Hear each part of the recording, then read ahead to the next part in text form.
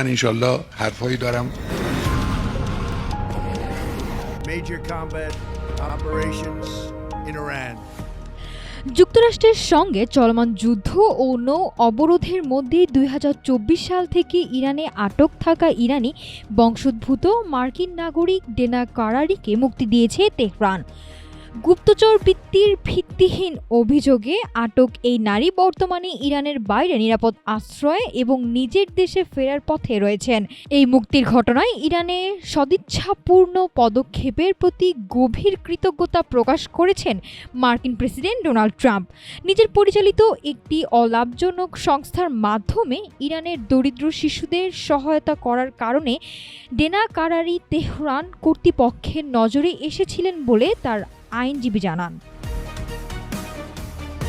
যুক্তরাষ্ট্রের সাম্প্রতিক হামলায় ইরানের দক্ষিণাঞ্চলীয় উপকূল ও বিভিন্ন কৌশলগত অবস্থানে এই পর্যন্ত অন্তত ৩৫ জন নিহত এবং ৩০০ জনেরও বেশি মানুষ আহত হয়েছেন। দেশের বৃহত্তম দ্বীপ কেশম, বন্দর আব্বাস, সিরিক এবং দক্ষিণ পূর্বাঞ্চলের চাবাহার ও কোনারাক সহ বিভিন্ন শহরে শক্তিশালী বিস্ফোরণের খবর পাওয়া গেছে।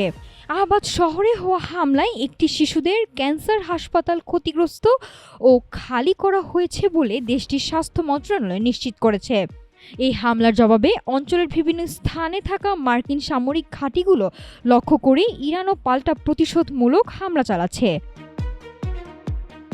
জর্ডান ও কুয়েতের পর এবার বাহরাইনে অবস্থিত মার্কিন সামরিক স্থাপনায় ড্রোন ও ক্ষেপণাস্ত্র হামলা চালিয়েছে ইরান।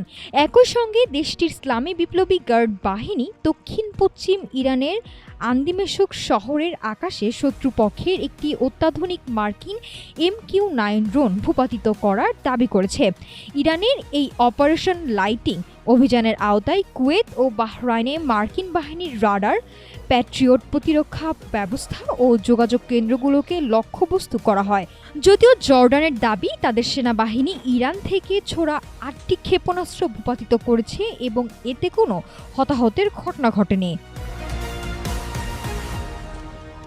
যুক্তরাষ্ট্র ও ইরানের সংঘাতের জেরে হুরমুজ প্রণালীতে ইরানের টোল আদায় ও নিয়ন্ত্রণমুক্ত সমুদ্রে অবাধ যাতায়াতের আন্তর্জাতিক নিয়মকে হুমকির মুখে ফেলেছে।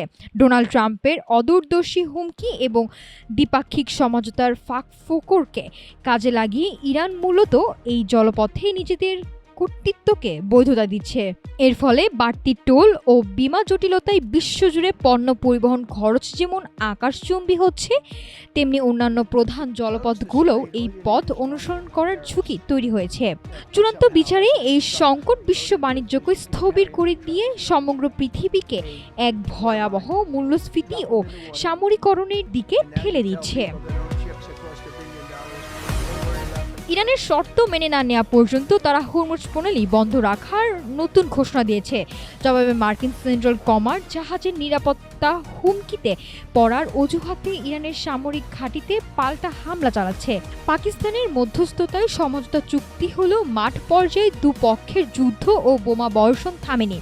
ফলে এই গুরুত্বপূর্ণ আন্তর্জাতিক সমুদ্র পথকে ঘিরে বৈশ্বিক সংকট আরও তীব্র হচ্ছে। নাফিসা সামিয়া, ঢাকা টুডে।